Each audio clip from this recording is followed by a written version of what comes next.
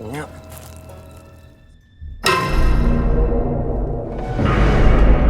Not too bright, are you?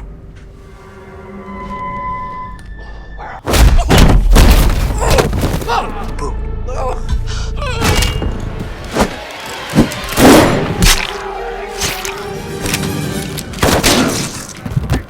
The story begins in Bighorn Ridge, Montana, where an 80-year-old widow named Ellen Cole lives her life slowly and carefully. She moves through each day like someone who has already lost most of the things that once mattered to her. She goes to the local pharmacy to refill her medicine, buys 2 boxes of beer from the corner store, and carries a small oxygen tank that helps her breathe long enough to see another morning on her ranch. To the people of the town, Ellen is just a difficult old woman spending her final years on a piece of land they believe she should not keep. But what nobody in Bighorn Ridge knows yet, not the sheriff, not the land developer who wants her property, and not the men making plans against her, is that Ellen Cole is not the person she appears to be.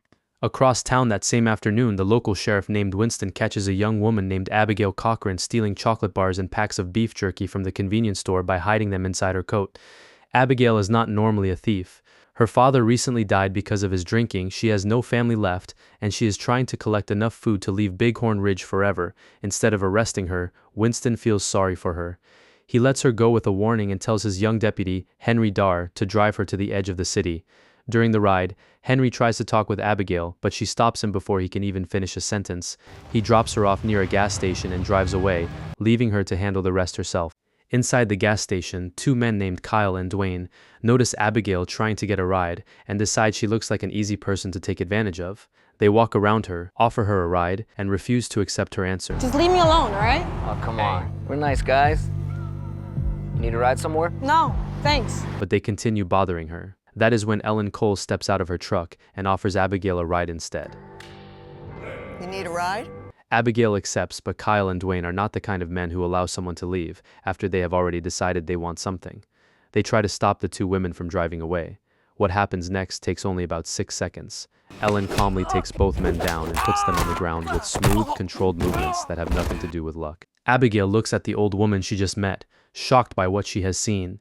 During the drive, Ellen learns that Abigail is trying to reach Mexico so she can finally see Machu Picchu. Ellen gently tells her that Machu Picchu is actually in Peru, not Mexico. Instead of leaving the girl at the highway, Ellen turns the truck around and takes her back to her ranch, which is a small property located next to a large construction area.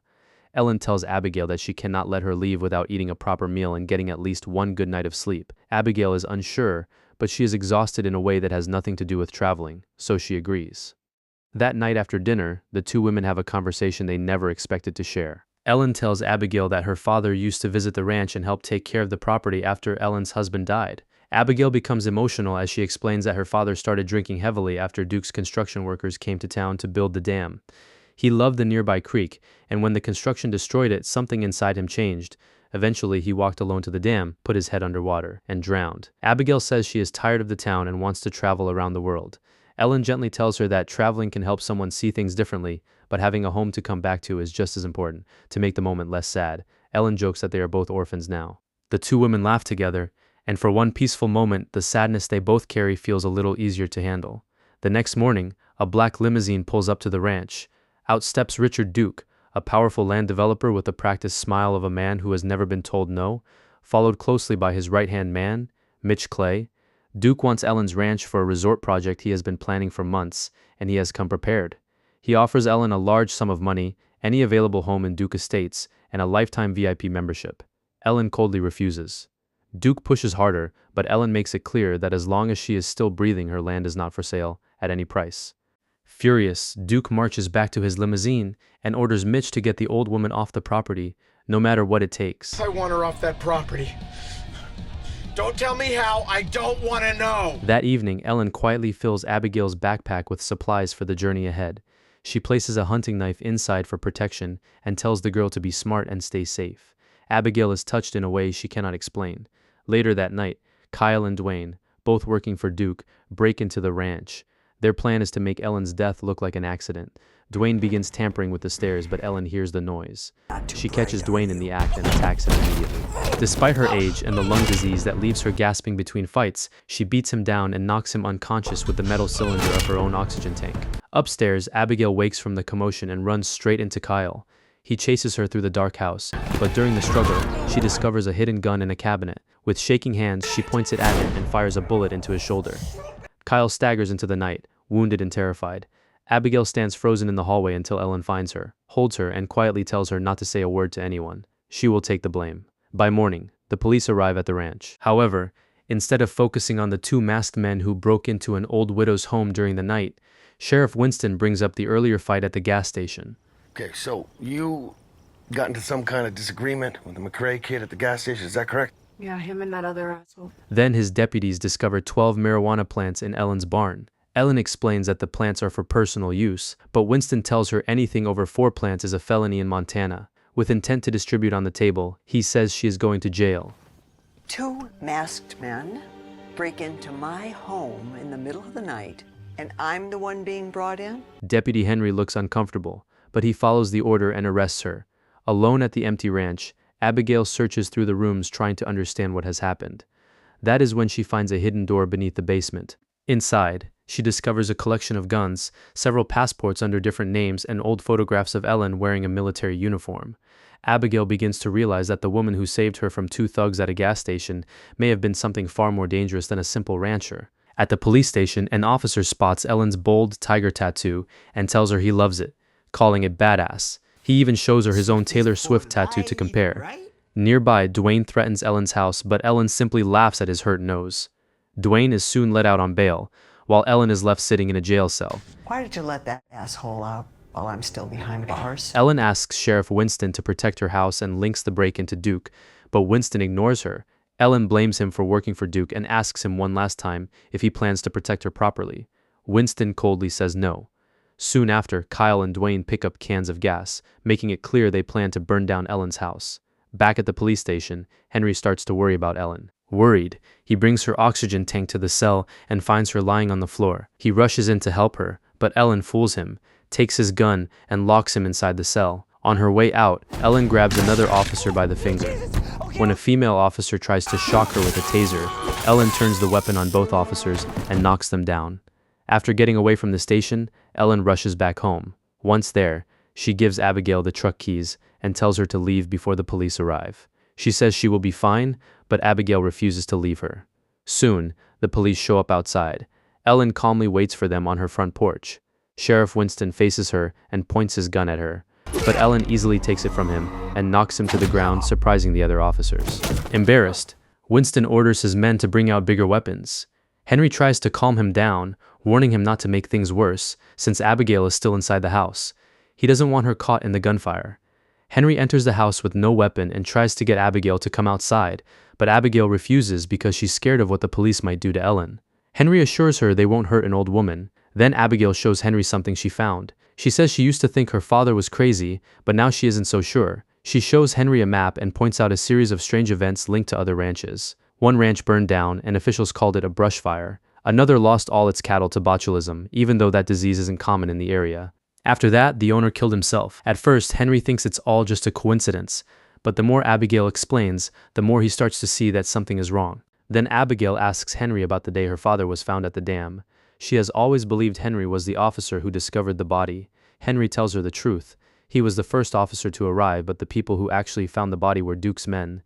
The pieces begin to fall into place. Duke's men did not find Abigail's father at the dam. They put him there. Outside, Mitch arrives with more men, not the drunken thugs from before, but trained mercenaries. Winston asks Mitch for 3 minutes to get Abigail out. Mitch agrees. Winston radios Henry and orders him to bring the girl out, but Henry refuses. He asks Winston why Duke's private army is even at the scene of a police standoff. After a heavy silence, Winston gives Mitch the signal to move. Henry still wants to believe Winston is one of the good guys, while Abigail believes Winston has already left them to die. Ellen, listening from the next room, makes the decision for both of them. She knocks Henry unconscious. She and Abigail drag him into the hidden room beneath the basement. To keep them safe, Ellen locks Abigail and Henry inside the hidden room. Meanwhile, more of Mitch's men show up outside. As they get ready to attack, Ellen starts setting traps around the house. At the same time, the police run a background check on Ellen. At first, they only find that she moved to Bighorn Ridge in 1999. Before that, there's almost nothing. But after they send a photo of her tiger tattoo to the FBI, they learn the truth. Ellen is originally from Russia. She was once a former KGB agent known by the name Sword and Shield. That means Ellen didn't just know how to fight. She used to kill people for a living. As the soldiers for hire close in from the back of the house, Dwayne finds several practice targets. Every shot has hit dead center. Realizing what they might be walking into, he starts to panic. The men plan to drive a car straight into the house, but Ellen shoots out the tire before they can get close. Around the back of the house, the soldiers for hire begin getting caught in Ellen's traps one by one. Scared, Dwayne runs away and leaves the others behind. Chaos breaks out as Mitch and his men fire wildly at the house, forcing Ellen to take cover. They move in closer, and when Kyle opens the front door, another trap goes off and sends him flying onto the lawn. The men finally manage to get inside the house, but Ellen moves silently through the shadows. Meanwhile, Abigail tries to force her way out of the hidden room.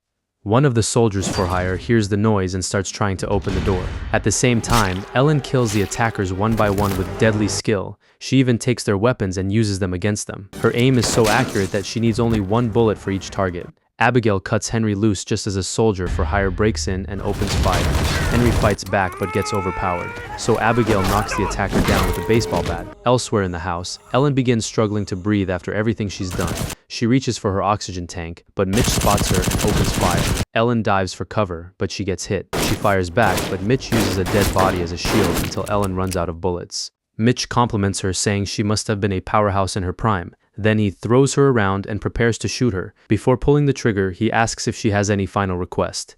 Ellen calmly tells him to aim for the head. When Mitch turns around, he finds Henry pointing a gun straight at him. A little later, Ellen, Abigail, and Henry tie Mitch up and question him. They ask why Duke wants Ellen dead now, when the OCPD is already going to take her property in less than a year. Mitch reveals the truth. Duke owes a lot of money to dangerous people. If he can't finish building the resort by next summer, he's finished. That's why he needs Ellen gone right away. Ellen's lung disease starts getting worse, and she needs her medicine. While Abigail tries to help her, she accidentally knocks a wine opener off the table. Mitch secretly grabs it and hides it. While Abigail tends to Ellen in another room, Mitch mocks Henry. He reminds him that Winston left him to die. Henry loses his temper and gets too close, letting Mitch overpower him with the hidden tool. Abigail and Ellen rush back into the room, but Mitch has already set the house on fire and taken Henry hostage. As Mitch runs off, Ellen opens fire in anger, but he manages to escape outside. His men surround the house and open fire, making sure no one can leave. With the flames spreading, Ellen, Abigail, and Henry head back into the secret room beneath the basement. They gather a few supplies and escape through a hidden tunnel. Outside, Mitch and his men watch the house burn, believing they've trapped everyone inside, but the three of them have already made it out. Ellen looks back at her burning home, heartbroken as the place she loved is destroyed. By morning, Mitch's men search the burned house for bodies, but Ellen leads Abigail and Henry to a hidden truck in the forest. As they drive away, Ellen finally opens up about her past. She says she never had a real home before. When she was a little girl, the KGB took her off the streets and trained her to kill. Later, she met her husband, and together they built a beautiful life in a real home. Now that home is gone, and the loss breaks her heart. They know they need proof if they want to bring Duke down. Abigail remembers that her father may have found something before he died. They head to his trailer and search through his things. There, they find proof linking Duke's estate project to the other ranches that were destroyed. Meanwhile, Duke gets a call from the Russian men he owes money to. They demand that he sign their papers in person. In the forest, Abigail breaks down as the truth finally sinks in. She realizes she spent the last few years hating her father, feeling ashamed of him, ignoring him, and looking down on him like everyone else did. But now she knows he was right all along. Now Abigail and Ellen want him to pay for what he did. Meanwhile, Henry goes to see Sheriff Winston. He tells him the state police are on their way to arrest him. That night, Duke learns that Ellen is still alive. Moments later, the lights go out and his guards outside begin dying one by one. Ellen moves through the shadows like a ghost, striking silently and with deadly skill. Dwayne hides Duke inside a closet and gives him a gun. Then Dwayne stands guard, terrified but ready for whatever is coming. At the same time, Abigail plants explosives at the dam. While she's working, Kyle suddenly appears and reveals that he was the one who killed her father. He attacks Abigail and beats her while cruelly taunting her. But Abigail secretly pulls out the hunting knife Ellen gave her and stabs him in the stomach, leaving him for dead. Back at Duke's estate, all the guards are dead. Someone approaches the closet, and Duke panics. He fires wildly, using up all his bullets through the door. Then Ellen opens the closet and points her weapon at him. Duke thinks she's come to kill him, but Ellen reveals that she isn't there for him. She's there for Mitch. When Mitch arrives, Ellen makes it clear that this is personal because he burned down her home. She shoots him in the hand, taking away his weapon. Mitch challenges her to fight him like a man, and Ellen accepts. At first, Mitch overpowers her, but Ellen jabs one of his eyes. When he tries to stab her, she turns a weapon against him and kills him. Later, Ellen takes Duke into the forest, she signals Abigail, and Abigail sets off the explosives, destroying the dam. Duke curses at Ellen, but then one of the Russian men arrives to collect the signed papers. He immediately recognizes Ellen and shows her respect. As Ellen speaks to him in Russian, Duke smiles, thinking the man has come to kill her, but the truth is even worse for him. Ellen lets the Russian man take Duke away, knowing exactly what will happen to him. Sometime later, Abigail reads a newspaper reporting that Duke is still missing after the killings. Henry, now the town sheriff, arrives to deliver Ellen's prescriptions. Before Abigail leaves, she and Henry share a warm goodbye. In the end, Ellen and Abigail get ready to leave town together. Using Abigail's father's trailer, they finally set off on their trip to Machu Picchu. Thank you very much for watching. Please subscribe for more videos like this.